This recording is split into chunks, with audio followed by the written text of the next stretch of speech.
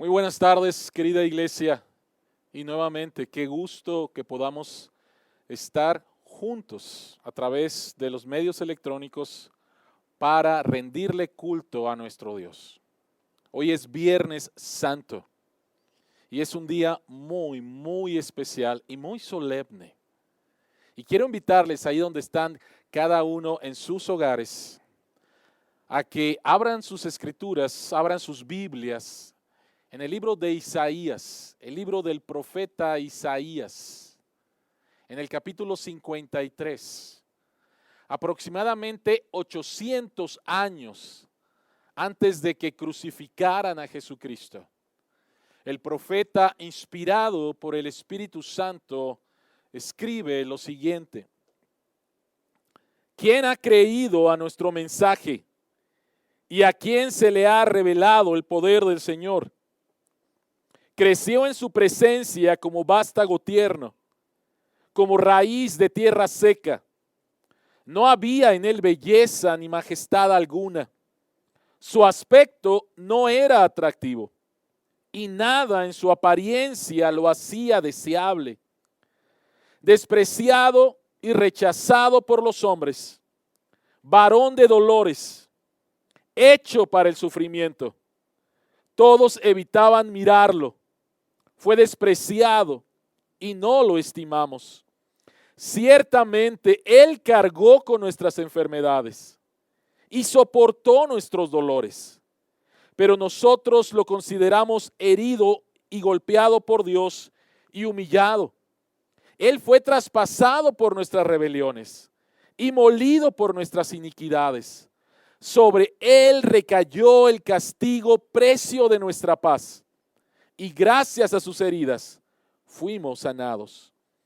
Todos andábamos perdidos como ovejas. Cada uno seguía su propio camino. Pero el Señor hizo recaer sobre él la iniquidad de todos nosotros. Maltratado y humillado, ni siquiera abrió su boca. Como cordero fue llevado al matadero. Como oveja enmudeció ante su trasquilador y ni siquiera abrió su boca. Después de aprenderlo y juzgarlo, le dieron muerte. Nadie se preocupó de su descendencia. Fue arrancado de la tierra de los vivientes y golpeado por la transgresión de mi pueblo. Se le asignó un sepulcro con los malvados y murió entre los malhechores. Aunque nunca cometió violencia alguna, ni hubo engaño en su boca.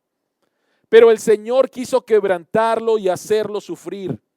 Y como Él ofreció su vida en expiación, verá su descendencia y prolongará sus días, y llevará a cabo la voluntad del Señor. Después de su sufrimiento verá la luz, y quedará satisfecho por su conocimiento.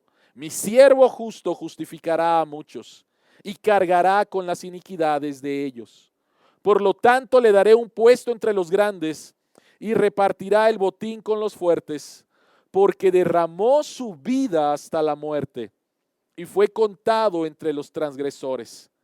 Cargó con el pecado de muchos e intercedió por los pecadores. Hace 800 años aproximadamente se escribió esta profecía, la cual se cumplió el día viernes en la cruz. Y los evangelios registran 7 palabras que Jesucristo dijo estando en la cruz. Este es el culto de las 7 palabras, querida iglesia. Adoremos a Dios a través de la lectura de su palabra, de los cantos que hablan acerca de la cruz y de la exposición de su palabra. Oremos. Señor, hoy es un día muy especial porque recordamos de una manera más puntual, más vívida, las 6 horas que nuestro Salvador estuvo en la cruz, por medio de la cual Él compró nuestra salvación, por medio de la cual, Señor, se cumplieron la mayoría de las profecías en las Escrituras. Y te ruego, Padre, en el nombre de Jesús, que tu nombre sea glorificado y que podamos comprender un poco más y quedarnos maravillados de lo que ocurrió ese día y que eso nos lleve a poder amar más la cruz, a poder amar más a nuestro Salvador, a poder amarte más a ti, Señor. En el nombre de Jesús oramos. Amén.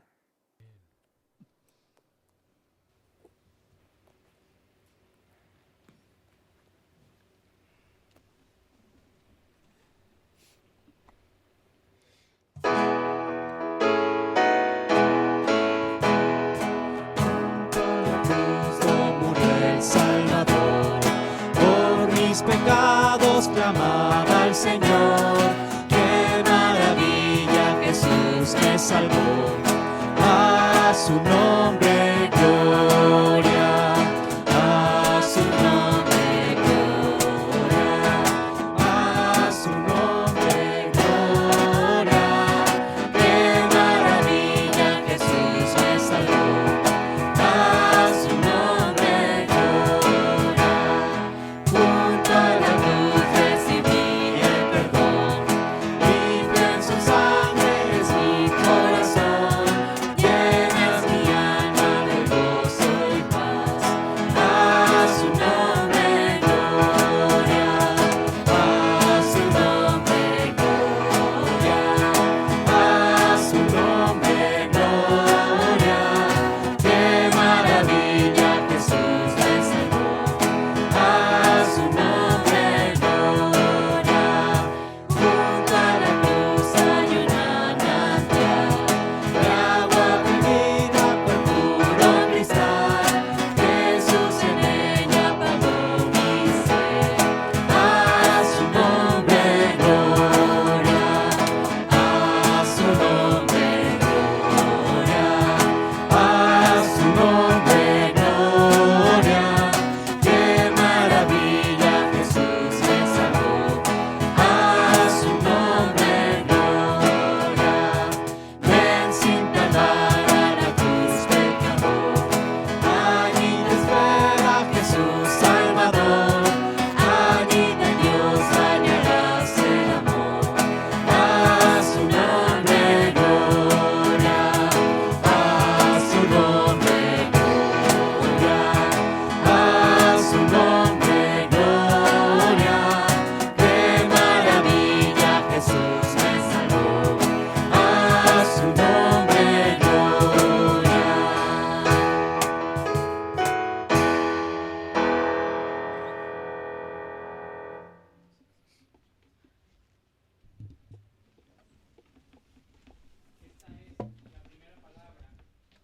Estamos en Lucas capítulo 23, versículo 34. Dice: Padre, dijo Jesús, perdónalos porque no saben lo que hacen. Mientras tanto, echaban suertes para repartirse entre sí la ropa de Jesús. ¿Alguna vez, querida familia, has experimentado la sensación de perdonar a alguien sin que veas arrepentimiento del ofensor? ¿Alguna vez has decidido tú mostrar gracia y amor hacia las personas cuando no sabes si verdaderamente están arrepentidos de la ofensa que han ocasionado? Esto a veces pasa mucho con nuestros hijos cuando nos piden perdón y nos piden perdón, pero no entendemos si realmente son conocedores verdaderos de la ofensa que han ocasionado, si realmente están conscientes del perdón que se les ofrece. Es precisamente la situación de este texto bíblico en Lucas capítulo 23, versículo 34, la primera palabra, donde Jesús ofrece el perdón a los hombres, en donde Jesús decide perdonar a los que lo estaban asesinando y lo estaban aniquilando en esa cruz. Pero también en este pasaje bíblico no solo vemos la palabra perdónalos de Jesús, sino también vemos la condición del hombre, que a ellos les importaba no su muerte, sino más bien sus ropas. Por lo tanto, en esta primera palabra encontramos la gracia inmerecida de Dios para con nosotros, de que Él decidió perdonar, pero de igual forma el pecado del hombre que estaba aniquilando y matando a Jesús. En esta palabra encontramos la verdad y propósito de la celebración de la Semana Santa. En ella encontramos que como iglesia, en la fe en Jesús, vemos que el plan de Dios de salvarnos era perdonarnos de nuestros pecados, perdonarnos de nuestra condición pecaminosa. Por lo tanto, hay tres cosas que podemos decir con respecto a esta primera palabra en donde Jesús ofrece su perdón.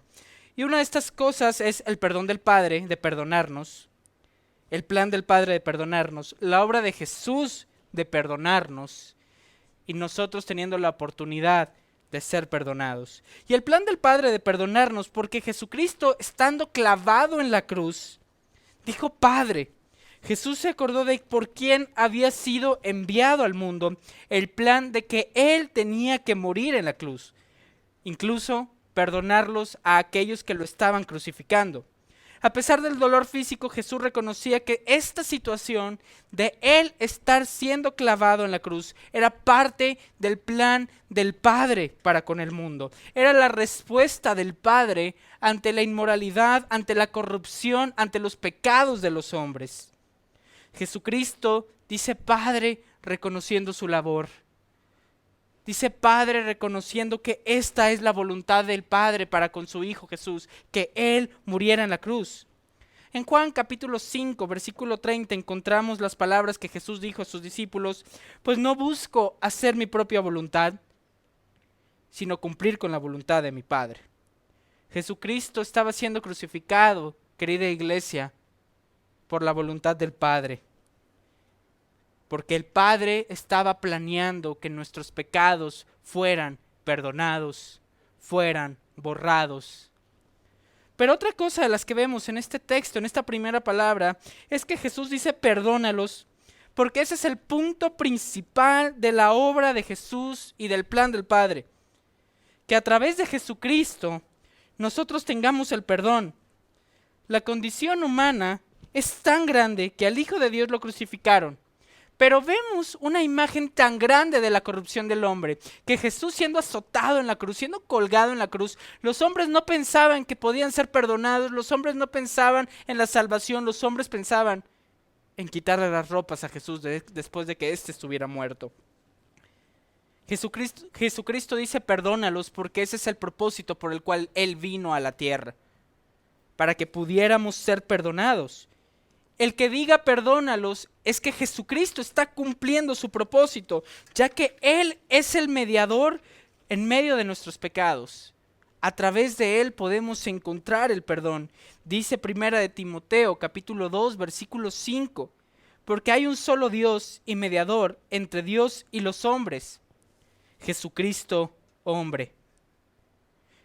Jesús, en lugar de pedir alivio, Jesucristo, en lugar de pedir que esto se terminara, que el dolor y el sufrimiento tan grande por el cual Él estaba pasando, Él no pidió que lo quitaran, más bien Él pidió que estos hombres fueran perdonados. Jesucristo, por lo tanto, ruega por sus asesinos, porque Él es consciente de la condición pecadora de estos hombres.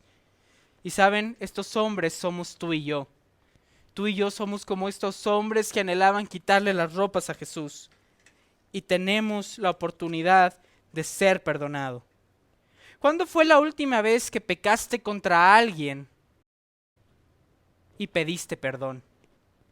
¿Recuerdas cómo fue la sensación y el sentimiento de que tu perdón fue aceptado? ¿Recuerdas cómo fue la sensación en tu corazón cuando dijiste perdóname por haberte ofendido y una persona te dijo estás perdonado? No importa tu ofensa, estamos bien. De la misma manera, esta sensación de descanso, confianza y alivio por causa de las consecuencias de todos nuestros pecados han sido perdonadas en Cristo. Y no hay mayor alegría que poder experimentar el alivio de su perdón. Pero la tercera cosa que también vemos es que tenemos la confianza en que podemos ser perdonados. Efesios capítulo 1, versículo 7 dice, en Él, en Cristo, Tenemos redención por medio de su sangre, el perdón de nuestras transgresiones, según las riquezas de su gracia. Por lo tanto, en este tiempo de Semana Santa debemos de ser conscientes del perdón que Jesucristo ha ofrecido en aquella cruz. Al leer esta primera palabra, Padre, perdónalos porque no saben lo que hacen, debemos de meditar en que hemos sido perdonados para siempre por causa de nuestros pecados. Y que cada uno de nosotros, como aquellos hombres que robaban las vestiduras de Jesús, necesitamos el perdón.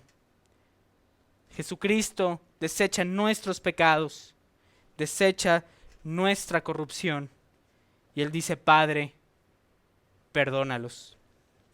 Por lo tanto, la Semana Santa es la manifestación y la celebración del perdón, planeado por el Padre, ejecutado por Cristo y recibido por los hombres. La Semana Santa debe ser un tiempo de reflexión de los grandes pecadores que somos, pero del gran perdón que Cristo nos ha ofrecido. Antes éramos pecadores perdidos y ahora somos amados y perdonados. Desde aquella cruz Jesús perdonó mis pecados. Padre, te damos gracias, Señor, porque tú nos perdonas nuestros pecados. En aquella cruz, Señor, tú decidiste perdonar y pasar por alto todas nuestras ofensas. Te pedimos que nos ayudes a meditar, Señor, en el gran regalo del perdón que tenemos en ti. Te lo pedimos en el nombre de Jesús. Amén. La segunda palabra la encontramos en Lucas capítulo 23, versículo 43. Y dice así, te aseguro que hoy estarás conmigo en el paraíso. Esta segunda palabra es el momento cuando Jesús estaba siendo crucificado.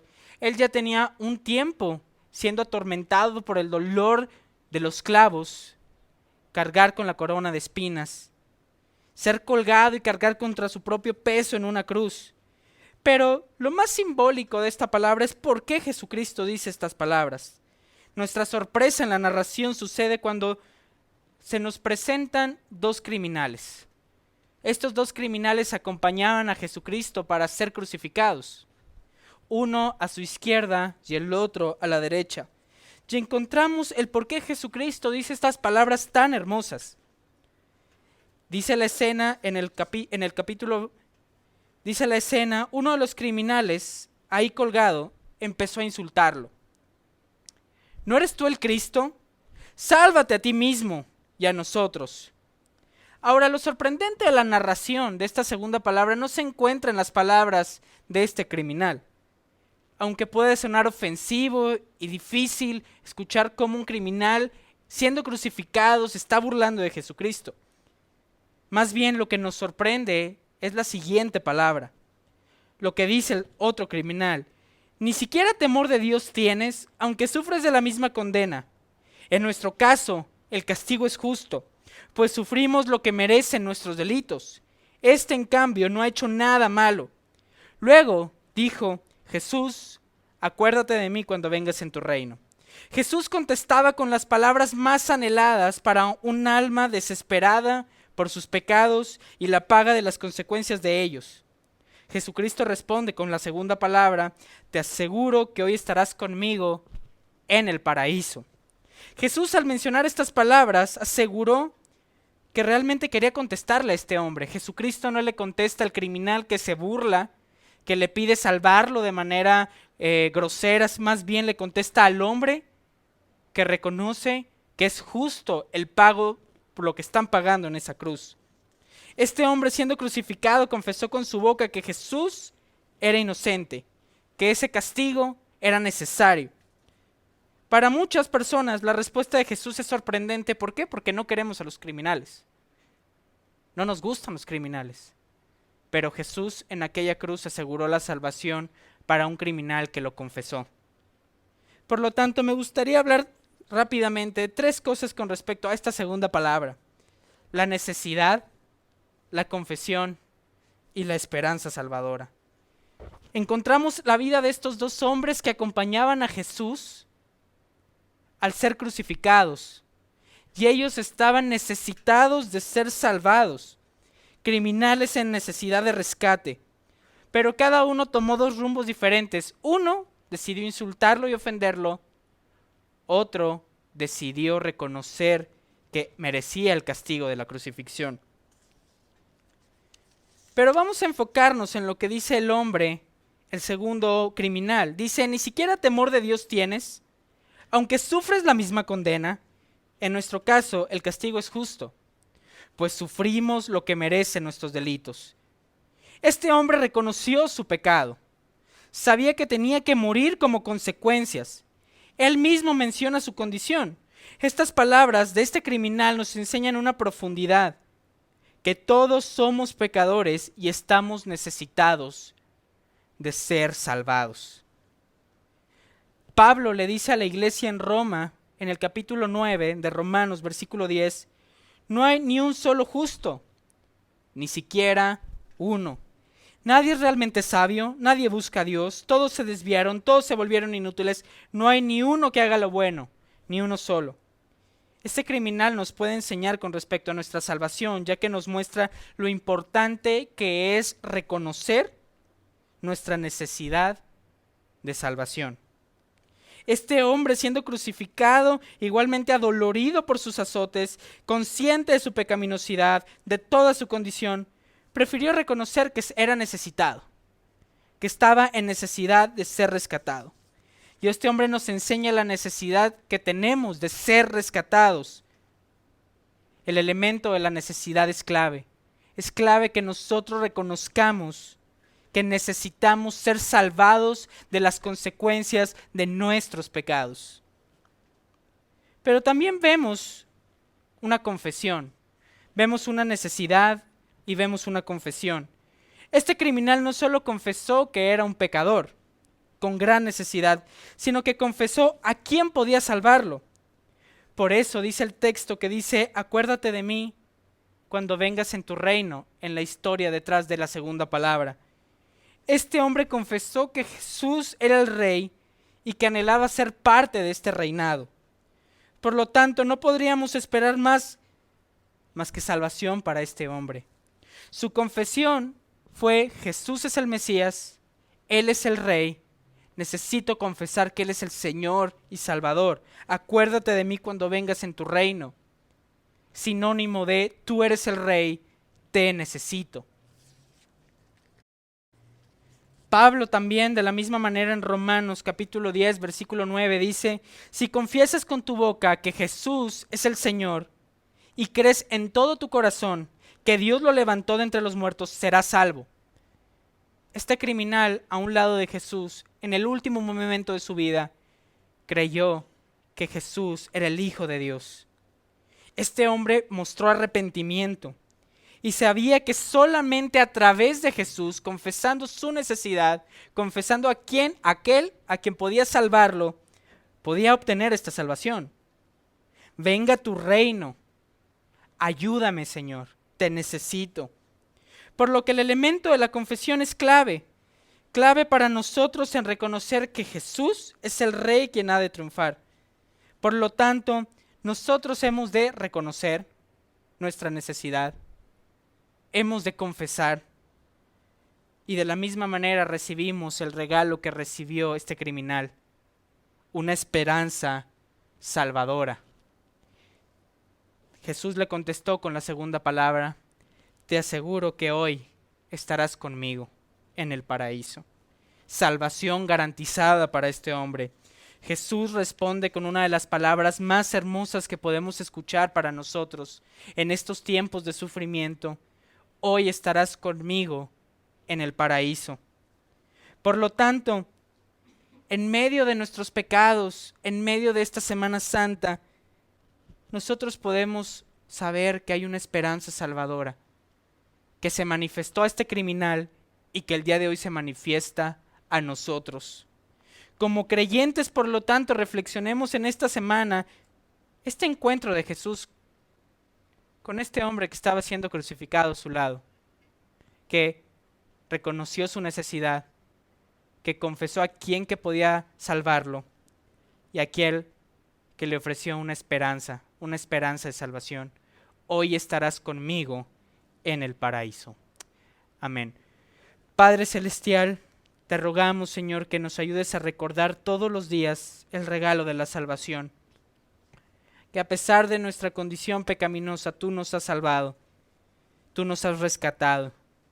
Ayúdanos a reconocer nuestra necesidad, ayúdanos a reconocer al único Salvador que eres tú, y ayúdanos, Señor, a poder disfrutar y entender la esperanza salvadora que solamente tú nos ofreces. Oramos en el nombre de Jesús. Amén.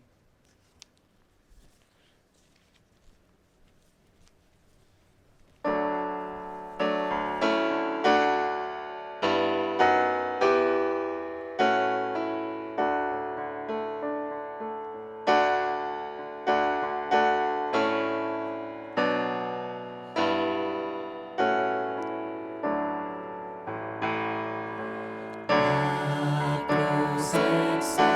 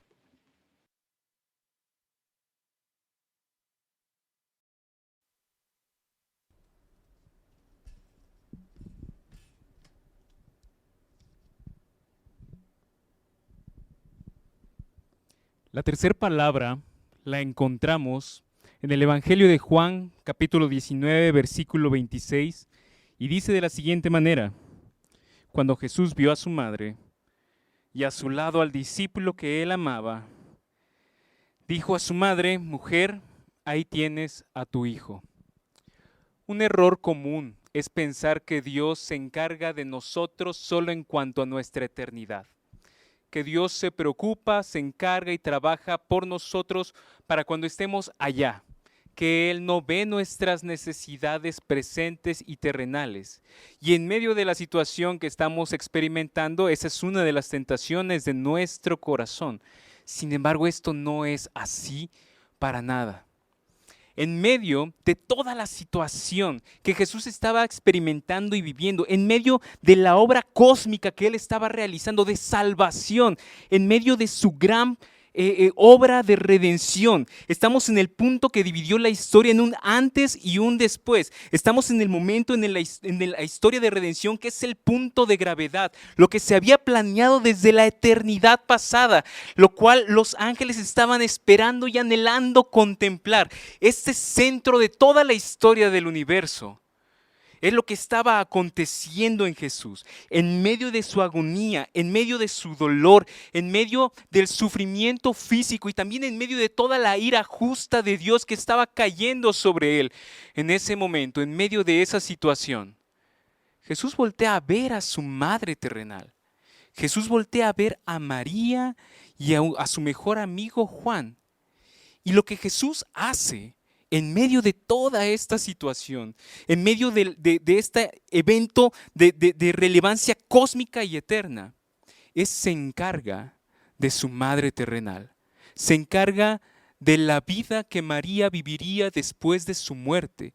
Jesús ve a su madre y aunque María tenía otros hijos, Él desea asegurar para ella el sustento económico.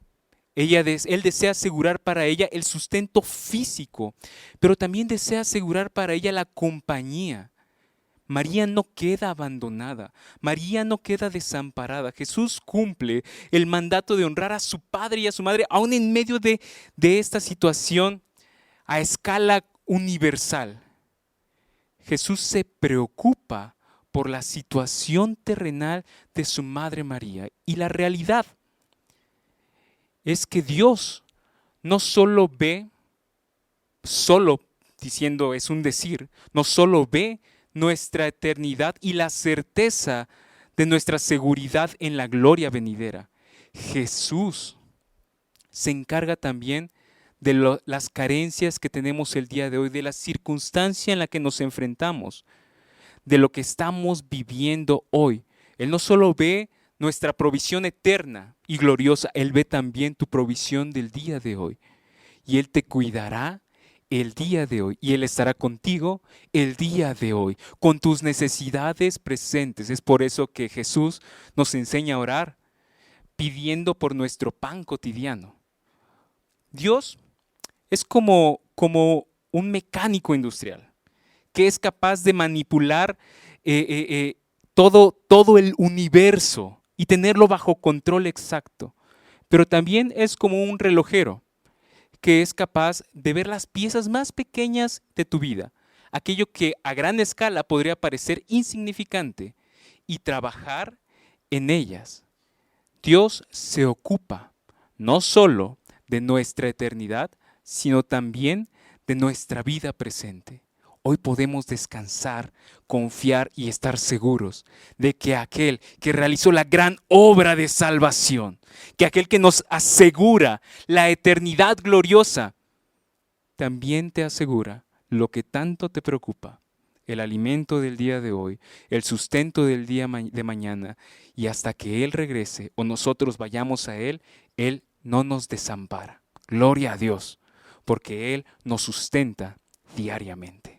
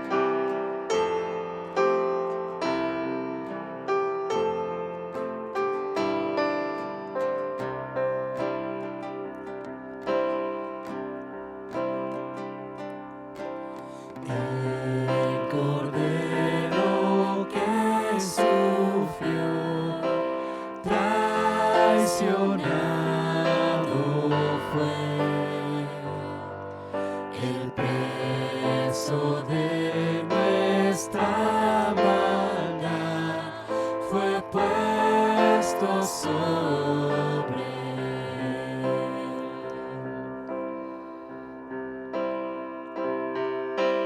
En silencio soportó dolor y humillación,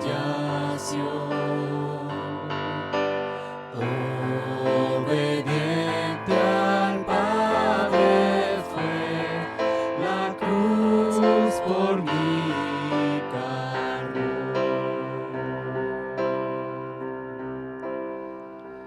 En aquella cruz me salvaste, derramaste allí tu amor. Mi alma cantará, aleluya, gloria y honra a ti, Señor.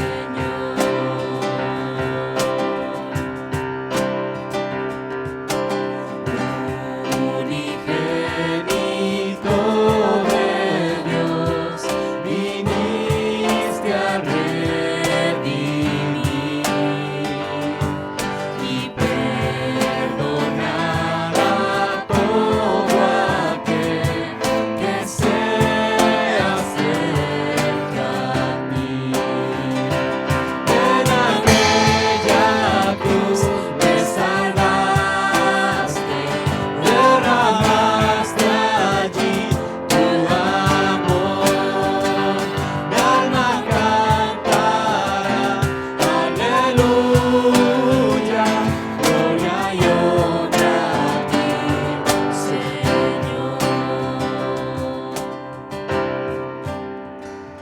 Él pagó por mí, su perdón me dio, por la sangre que derramó en la cruz.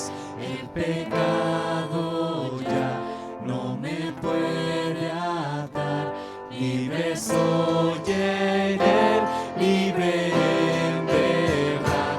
Él pagó por mí, su perdón me dio, por la sangre que derramó en la cruz.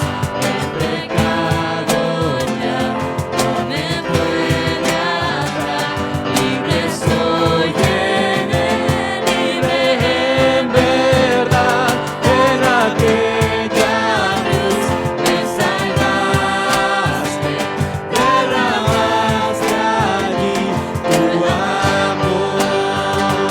Mi alma cantará, aleluya, gloria y honra a ti, Señor.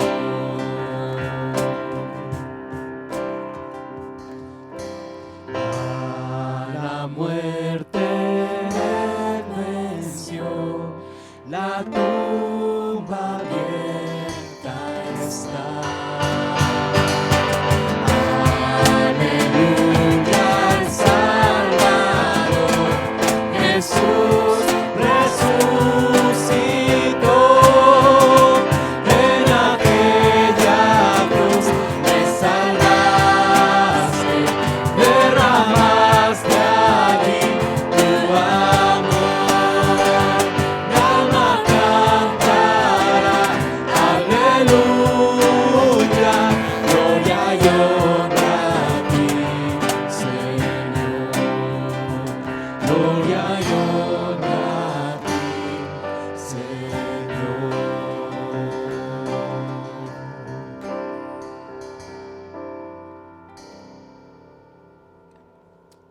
Amén.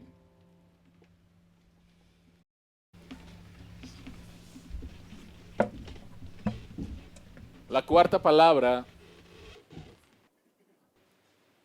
la encontramos en el Evangelio según San Mateo, capítulo 27, versículo 46. Voy a dar lectura del versículo 45 hasta el versículo 49. Pero la cuarta palabra la tenemos en el versículo 46. Desde el mediodía y hasta la media tarde, toda la tierra quedó en oscuridad, como a las 3 de la tarde, Jesús gritó con fuerza, Elí, Elí, lama sabactaní, que significa, Dios mío, ¿por qué me has desamparado?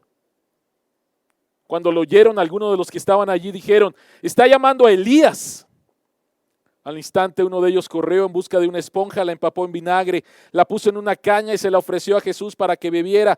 Los demás decían, déjalo, a ver si viene Elías a salvarlo. Un pastor hace una observación pensando, meditando en las 7 palabras de Jesús en la cruz. Y la primera observación, la observación que hace es que las primeras 3 palabras de Jesús no deberían de sorprendernos. No debería de sorprendernos que en la primera palabra Jesucristo dijera, Padre, perdónales, porque precisamente vino a eso, vino a traer el perdón para sus enemigos. No debería de sorprendernos que en la segunda palabra Él le asegura el paraíso al ladrón que se arrepiente en la cruz y pone su confianza en Él. No debería de sorprendernos porque Jesucristo vino para llevarnos nuevamente a la casa de nuestro Padre. Pero tampoco debería de sorprendernos la tercera palabra, porque Jesucristo en obediencia a Dios obedece el 5º mandamiento de honrar a padre y a madre. Pero la cuarta palabra debería de sorprendernos, porque el actor principal de esta escena es la oscuridad. Quiero compartir con ustedes 2 cosas con respecto a esta cuarta palabra. La primera de ellas tiene que ver la oscuridad de la creación y la segunda, la oscuridad de la relación. El texto nos dice que a mediodía y hasta las 3 de la tarde hubo una oscuridad que cubrió la tierra. Hubo una oscuridad sobrenatural, hubo una oscuridad inexplicable. Es como si la creación se solidarizara con su creador. Y al ver que su creador está muriendo en la cruz, la luz se fuera apagando y apagando y apagando hasta una completa oscuridad. Yo no sé tú, pero de niño yo le tenía mucho miedo a la oscuridad.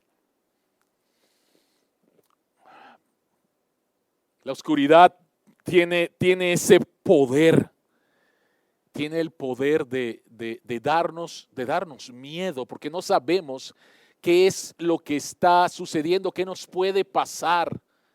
Y aquí tenemos a la creación. Por favor, piensa en esta idea. Me gusta mucho la Biblia, historias de Jesús, y me gusta mucho cómo describe en Marcos capítulo 4 el milagro cuando Jesucristo calma la tempestad. En la narración que hace Sally Lloyd Jones para los niños, ella dice que cuando Jesucristo dice calla, enmudece, escribe, la creación reconoce la voz de su creador y le obedece. Pero ahora la creación es como si reconociera cómo su creador está muriendo y se baja la luz. Es interesante que Dios mandó 3 días de oscuridad al pueblo de Egipto antes de la Pascua. Y aquí tenemos 3 horas de oscuridad. Y es como si Dios dijera, este juicio es mucho más solemne, es mucho más serio que lo que pasó en Egipto. La bendición para la creación es que Pablo en el libro de Romanos capítulo 8 versículo 20-21 dice lo siguiente: pero queda la firme esperanza de que la creación misma ha de ser liberada de la corrupción que la esclaviza, para así alcanzar la gloriosa libertad de los hijos de Dios. En otras palabras, la creación que en ese momento se solidariza con su creador, la creación que entra en un momento de seriedad, de solemnidad, espera también triunfante que a través de la obra de Cristo en la cruz, un día esto se va a componer completamente. Pero también tenemos la oscuridad de la relación. Es interesante que el día de la expiación, el sumo sacerdote entraba al tabernáculo llevando la sangre del sacrificio, y esta sangre la vertía sobre el tabernáculo una vez al año. Pero el trabajo del sumo sacerdote era un trabajo solitario. Solamente él estaba ahí y ahí estaba Dios. Jesucristo empezó a experimentar una oscuridad de relaciones a diferentes niveles. En primer lugar, en la Santa Cena, Jesucristo experimenta, sabe perfectamente la traición que le va a hacer Judas. Más adelante, en el huerto de Getsemaní, experimenta otra oscuridad de relación cuando sus discípulos, la mayoría, le abandonan. Pedro y Juan van tras él. Pero más adelante experimenta nuevamente otra oscuridad en la relación cuando escucha a Pedro negarle. Y posiblemente, si esta es la primera vez que leyeras las Escrituras y conoces todo lo que Jesucristo había hecho en el pasado y la relación que Él tiene con su Padre, tú pudieras estar leyendo y decir, ajá, lo abandonó Judas, sí, lo abandonaron los discípulos y sí, Pedro lo negó, pero el Padre jamás lo va a abandonar. Pero Jesucristo experimenta la más grande oscuridad cuando lo vemos gritar en la cruz: Dios mío, ¿por qué me has abandonado?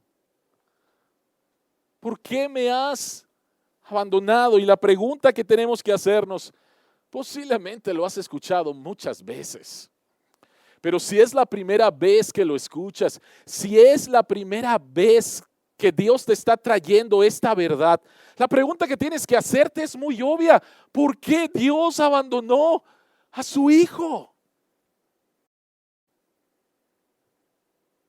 Y la respuesta la tenemos en los escritos de Pablo. La respuesta más contundente, más clara, lo tenemos en los escritos de Pablo en 2 de Corintios capítulo 5 versículo 21, que dice: al que no cometió pecado alguno, por nosotros Dios lo trató como un pecador. En la cruz Dios trata a Jesús como debió de haberte tratado a ti y como debió de haberme tratado a mí. Dios trata a Jesús como un pecador. El Dios santo, santo, santo no puede tener relación con el pecado. El Dios justo tiene que castigar el pecado. Y por eso Jesucristo dice Dios mío, no dice Padre mío, dice Dios mío. Porque en ese momento es como si esta relación filial hubiera desaparecido y lo que hay es una relación legal, donde el Padre Santo como juez, al ver el pecado encarnado en Jesús, tiene que juzgarlo, tiene que abandonarlo. ¿Saben? Dios solamente nos dio un hijo y cuando mi hijo fue a estudiar a los Estados Unidos, tuve la bendición de llevarlo. Y cuando me despedí de él, yo sabía que ya no iba a ser lo mismo, que solamente él iba a regresar a casa para vacaciones y después él iba a hacer su vida. Yo sabía eso. Y esa noche, cuando yo me estaba despidiendo de él, yo empecé a llorar y a llorar y a llorar, que hasta mi hijo se espantó y me dijo, ¿qué te pasa, papá? Y yo le dije, cuando seas padre vas a entender el dolor que siento al dejarte. Y después llegué aquí a la Ciudad de México, entré a la casa, vi a mi esposa y empecé a llorar otra vez por el dolor que tenía de haber dejado a mi hijo y saber nuevamente que nuestra relación ya iba a ser diferente. Y después pensando en el dolor que sentí, yo dije, yo dejé a mi hijo en buenos términos. Yo no abandoné a mi hijo. Yo simplemente lo dejé porque él va a continuar con su vida y me duele tanto. Y en ese momento vino a mi mente lo que pudo haber sentido Jesús y lo que sintió Dios el Padre al experimentar esta rotura en una relación que había sido por siempre eterna, perfecta. Pude entender un poquito más acerca de ese dolor. De veras, no tenemos idea de la angustia de nuestro Salvador.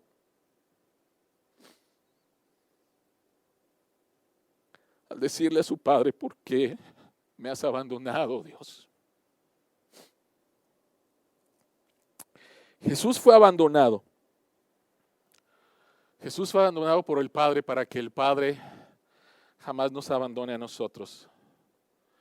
Jesús experimentó oscuridad para que tú y yo podamos vivir en la luz. Jesucristo experimentó la terrible soledad para que nosotros nunca fuéramos dejados solos. Querida iglesia, en estos momentos puedes tener la plena seguridad que tu Padre jamás te va a abandonar, porque Jesucristo fue tu sustituto en la cruz y te abandonó. Esta es la cuarta palabra. La quinta palabra la tenemos en Juan capítulo 19, el versículo 28. La palabra de Dios dice: después de esto, como Jesús sabía que ya todo había terminado, y para que se cumpliera la escritura, dijo: tengo sed. Había allí una vasija llena de vinagre, así que empaparon una esponja en el vinagre, la pusieron en una caña y se la acercaron a la boca. Nuestro Señor fue crucificado a las 9 de la mañana. Y yo creo que tú has escuchado acerca de lo horrible que era experimentar una crucifixión, lo que te iba haciendo en tu cuerpo. Ya han pasado ya 6 horas y es completamente natural que nuestro Salvador tuviera sed. Las primeras 3 palabras de Jesús estaban centradas en otras personas. La cuarta palabra estuvo centrada en Dios, pero la quinta palabra estaba centrada en Él, en su necesidad. Quisiera mencionarte 2 cosas con respecto a la quinta palabra. Hablemos acerca del hombre sufriente y hablemos acerca del hombre obediente. El hombre sufriente. Una de las cosas que las Escrituras nos enseñan con toda claridad es que Jesucristo es 100% Dios y 100% hombre. Al principio del cristianismo, durante los primeros años, hubo muchos debates teológicos y uno de ellos tenía que ver con la humanidad de Jesús. Pero la Biblia es muy clara, esta gente, Jesucristo es 100% hombre. Y cuando tú niegas o minimizas la humanidad de Jesús, te estás quitando el privilegio de tener a un Dios que es empático con tu dolor y que entiende perfectamente todo lo que has vivido, estás viviendo o vas a vivir. La Escritura nos enseña que Jesucristo nació como un bebé, creció como un niño, creció como un adolescente, hasta convertirse en un hombre adulto, y a la edad de 30 años, Él empezó su ministerio. Jesucristo experimentó fatiga y durmió. Jesucristo experimentó dolor y lloró. Jesucristo experimentó sufrimiento. Jesucristo experimentó cada gama de emociones que tú y yo como humano hemos experimentado. Por eso el autor de Hebreos nos dice que tenemos un sumo sacerdote que fue semejante a nosotros sin pecado, y después nos dice: acércate pues con confianza. Creo que tú y yo hemos tenido la experiencia de compartir situaciones difíciles en nuestra vida y que posiblemente algunas gentes no nos entiendan, no nos comprendan. Pero esto nunca va a pasar con tu Salvador, porque Él fue 100% hombre. El grito de Jesús o el deseo de Jesús de tener sed apunta claramente a su humanidad y por lo tanto apunta también a que Él es empático en cada situación que tú estás viviendo. Él entiende lo que estamos viviendo ahorita por la cuestión de la pandemia. Él entiende la frustración, Él entiende el dolor, Él entiende la necesidad. Querida iglesia, Él entiende. Pero también el texto es interesante porque dice: para que se cumpliera la Escritura. Así que hablemos de el hombre obediente. Nuestro Señor tenía sed por obvias razones, pero el texto dice: para que se cumpliera la Escritura. ¿Qué Escritura? El Salmo 69, versículo 21 dice: en mi comida pusieron hiel, para calmar mi sed me dieron vinagre. Al mismo tiempo que nuestro Señor estaba experimentando una sed terrible, al mismo tiempo nuestro Señor Jesucristo nuevamente estaba con un anhelo de poder cumplir cada palabra, cada profecía que se había escrito acerca de Él. Porque el mayor anhelo en Jesús fue el obedecer al Padre. Siempre obedecer al Padre. Juan capítulo 4, versículo 34, Jesucristo dice, cuando en el encuentro con la samaritana y cuando regresan sus discípulos, Jesucristo dice: mi alimento es hacer la voluntad del que me envió y terminar su obra. Más de 20 veces en los evangelios encontramos esta frase: para que se cumpliera la Escritura, para que se cumpliera la Escritura, para que se cumpliera la Escritura. ¿Por qué Jesucristo nació en Nazaret? Para que se cumpliera la Escritura. ¿Por qué los padres de Jesús se llevaron a Jesús en Egipto? Para que se cumpliera la Escritura. Y Jesucristo dice: el anhelo de mi corazón es obedecer al Padre por amor. Jesucristo no tan solo fue el hombre sufriente, sino el hombre obediente.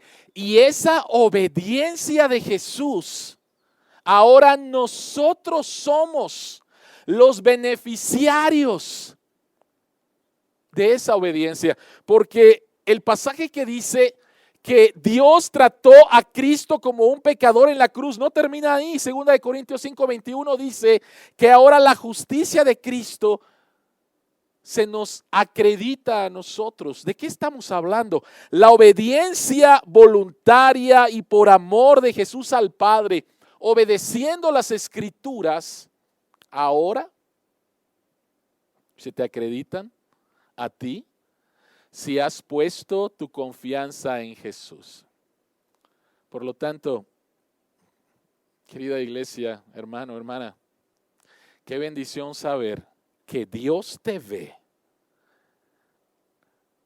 como si tú nunca hubieras pecado, que Dios te ve como si siempre le hubieras obedecido, porque el hombre obediente te pasó toda su obediencia. Y de esa manera, cada día al levantarnos, podemos estar seguros de escuchar estas palabras: he ahí mi Hijo amado, en el cual me complazco. Esta es la quinta palabra. La sexta palabra la encontramos en el Evangelio de Juan, capítulo 19, versículo 30.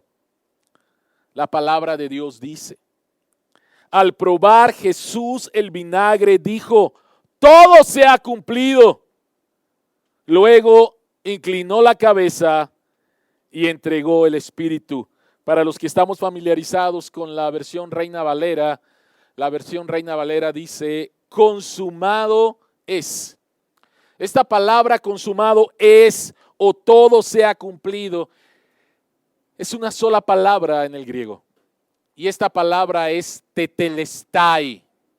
Y quiero decir dos cosas con respecto a esta palabra. En primer lugar, es una palabra familiar.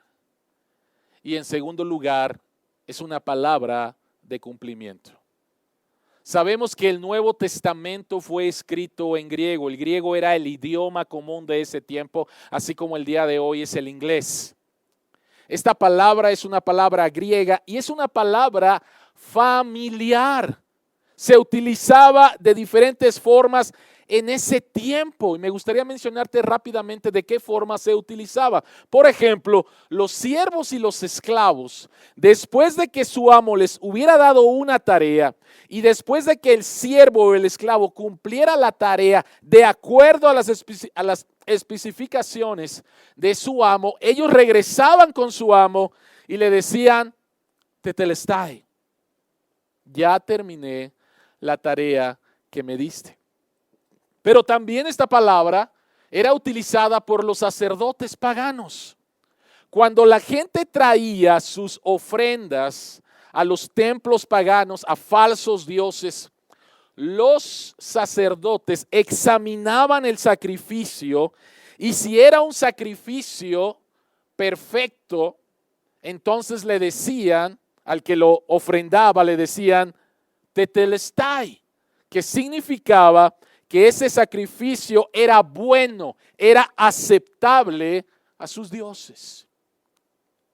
Pero también esta palabra era utilizada por los artistas. Cuando ellos terminaban su obra, y especialmente estoy hablando de pintores, cuando ellos terminaban su obra, ellos decían tetelestai.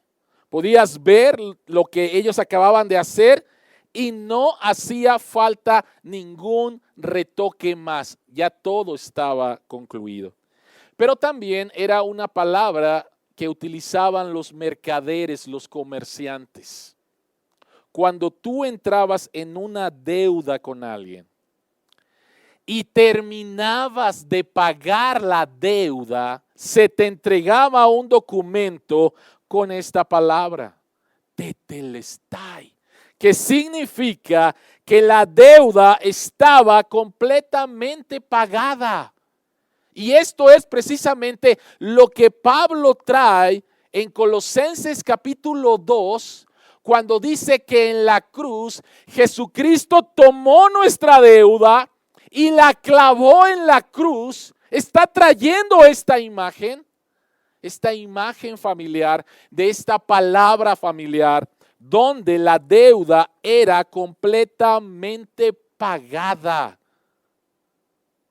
Como pecadores, tenemos una deuda para con Dios. Y es triste que el día de hoy, dime la religión que tú quieras, y todas se tratan de que tú tienes que hacer cosas, pero nunca hay una seguridad de que este Dios quedó satisfecho y pagaste esa deuda. Solamente el cristianismo te asegura que es Dios mismo, Dios el Hijo en la cruz, pagando tu deuda, diciendo tetelestai. Por eso la palabra tetelestai no es simplemente una palabra familiar, sino también una palabra de cumplimiento. Permítanme leer dos textos en el libro de Hebreos. Hebreos capítulo 9, versículos 26 al 28 dice: si así fuera, Cristo había tenido que sufrir muchas veces desde la creación del mundo. Al contrario, ahora, al final de los tiempos, se ha presentado una sola vez y para siempre, a fin de acabar con el pecado, mediante el sacrificio de sí mismo. Y así como está establecido que los seres humanos mueran una sola vez y después venga el juicio, también Cristo fue ofrecido en sacrificio una sola vez para quitar los pecados de muchos, y aparecerá por segunda vez, ya no para cargar con pecado alguno, sino para traer salvación a quienes lo esperan. Por favor, quiero que notes esa frase: una sola vez y para siempre. Y Hebreos 10, versículos 11 al 12 y el versículo 14 dicen lo siguiente: todo sacerdote celebra el culto día tras día, ofreciendo repetidas veces los mismos sacrificios que nunca pueden quitar los pecados.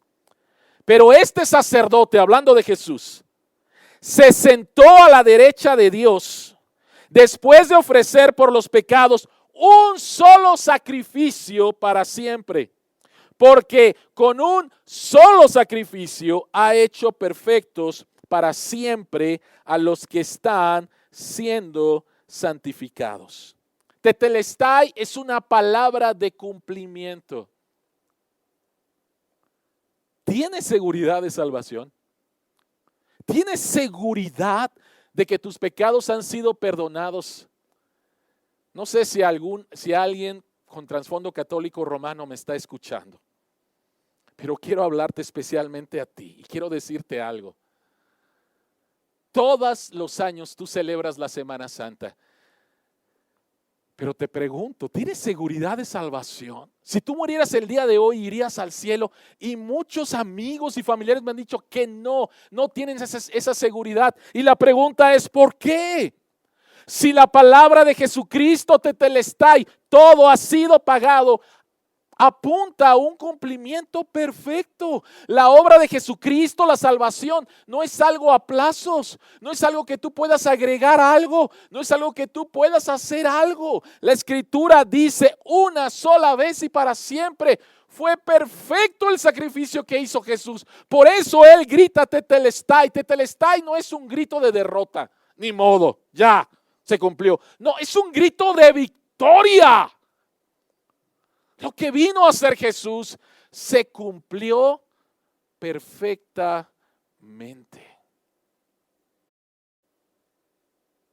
Y si tú confías en tu Salvador, si tú confías en Jesús, tú puedes descansar en eso. En el Antiguo Testamento, en el tabernáculo, en el templo, no había sillas. El trabajo de los sacerdotes era continuo, no había descanso, pero la Escritura dice que Jesucristo en los cielos está sentado. Y eso significa que Él lo acabó todo por ti. Y por lo tanto puedes tener esa confianza. Ya no le debo a Dios. Ya no le debo a Dios. Mi Salvador pagó todo por mí. No tienes por qué ocultar el pecado ni justificar el pecado.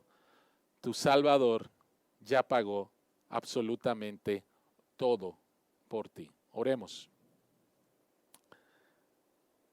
Señor que estás en los cielos, te damos las gracias porque Jesucristo tuvo que ser abandonado para que nosotros fuéramos recogidos por ti. Te damos las gracias porque Jesucristo obedeció completamente tu palabra a nuestro favor. Y te damos las gracias porque Jesucristo terminó con toda clase de sacrificios, porque Él es el verdadero sacrificio. Por lo tanto, al estar en Cristo, podemos estar delante de tu presencia con toda confianza y alegrarnos de que estamos bien contigo, Padre. En el nombre de Jesús oramos.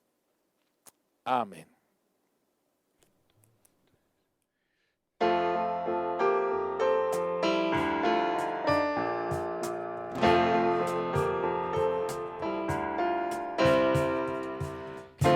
Me puede dar perdón, la sangre de Jesús, la sangre de Jesús.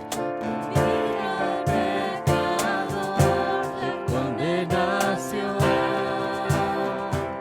y un nuevo corazón. La sangre de Jesús, la sangre de Jesús, pagó mi redención y me salvó. Mi refugio y mi confianza está en la cruz, donde se entregó mi Salvador Jesús. Gloria, aleluya, por la sangre derramada en la cruz, gracia y perdón, hoy tengo a mi favor. Gloria, gloria, aleluya.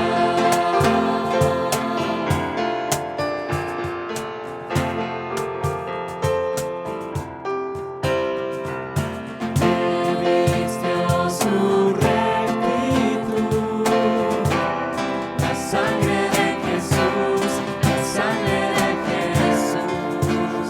Mi oscuridad cambió con su luz. Santo hizo al pecador. La sangre de Jesús, la sangre de Jesús, de la muerte despertó mi corazón. La esperanza y vida eterna pude hallar, donde el justo fue a morir para el injusto rescatar. Gloria, aleluya, por la sangre derramada en la cruz, gracia y perdón, hoy tengo a mi favor. Gloria, gloria, aleluya, gloria, aleluya, por la sangre derramada en la cruz, Hijo de Dios, te diste por amor. Gloria, gloria, aleluya.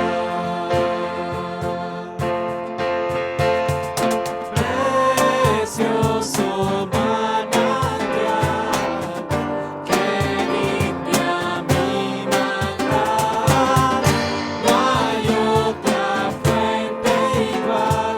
La sangre de Jesús, la sangre de Jesús. Precioso manantial que limpia mi maldad, no hay otra fuente igual, solo de Jesús, la sangre.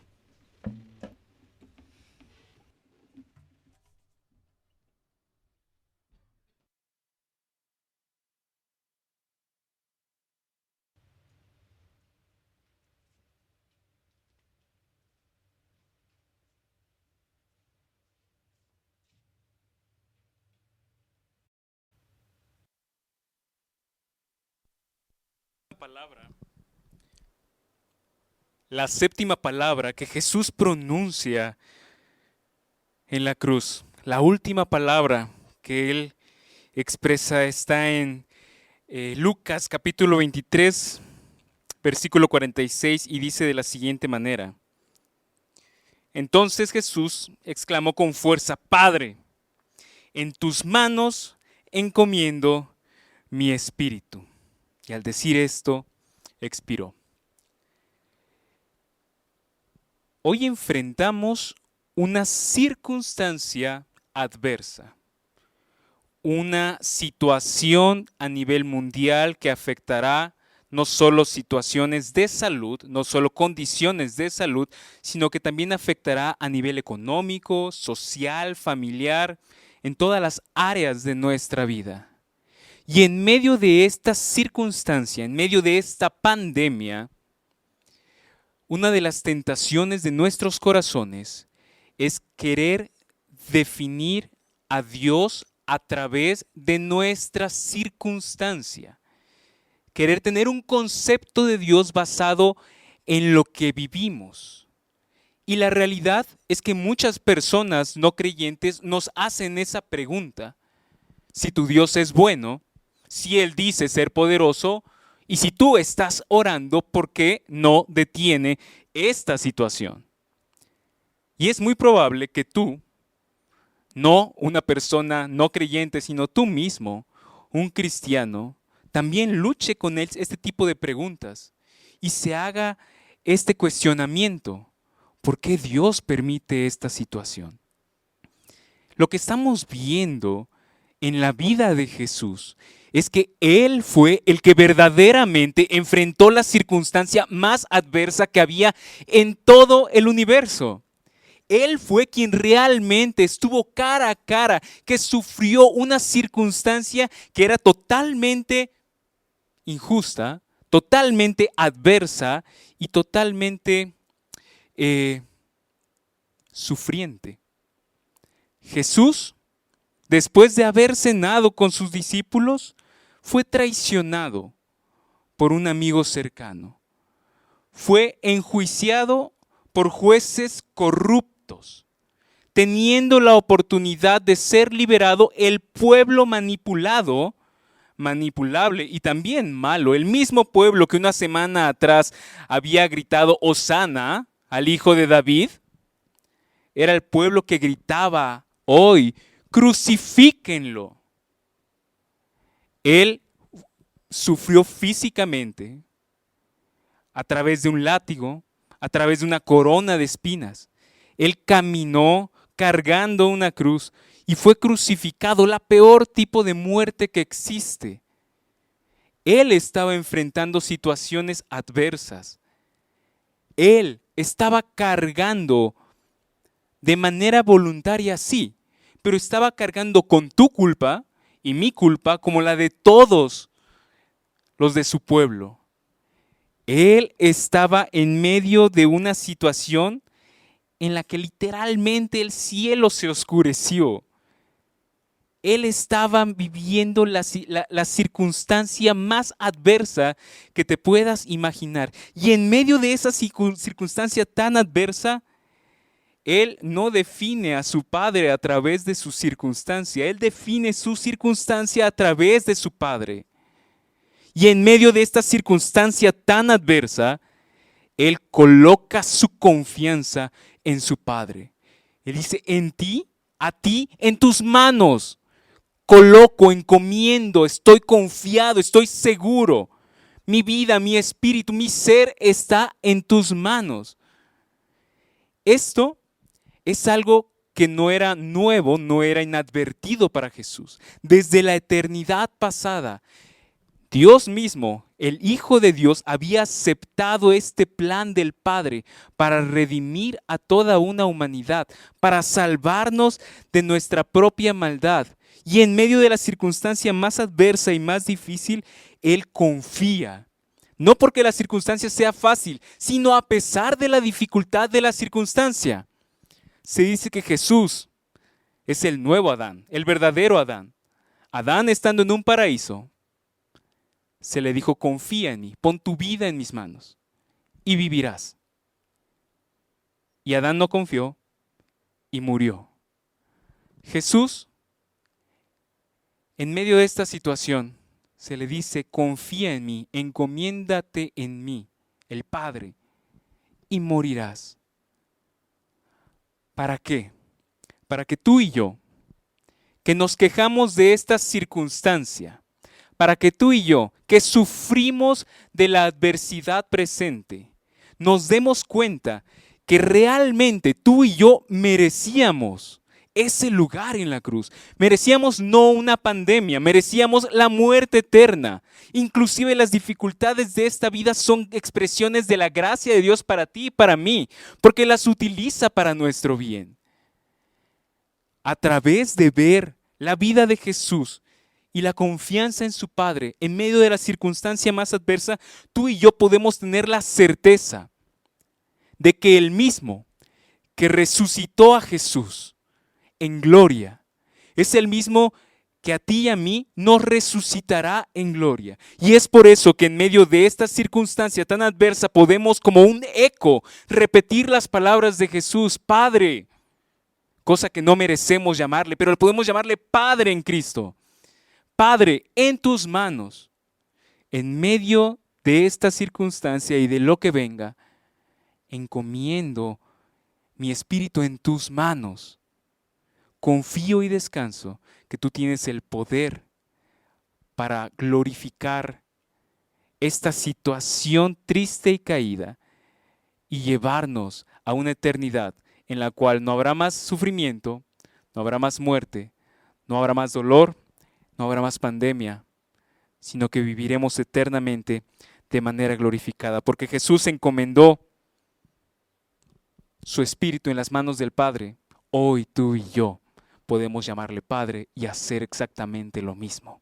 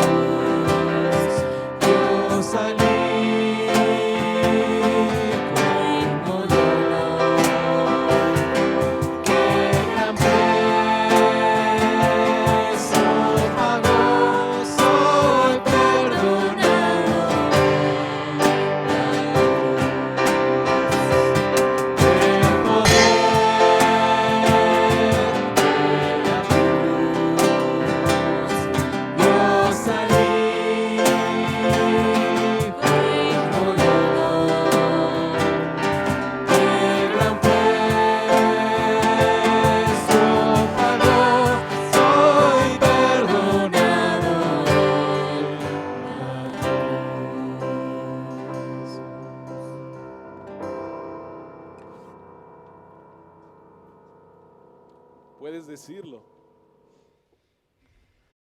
Puedes afirmarlo. Puedes decir con toda confianza que has sido perdonado en la cruz. Si es así, me gozo contigo. Si no es así, yo quiero invitarte. Escucha el llamado que te hace Dios. Arrepiéntete. Ya tu pecado fue tratado hace más de 2000 años. Y puedes decir entonces con toda confianza, soy perdonado en la cruz.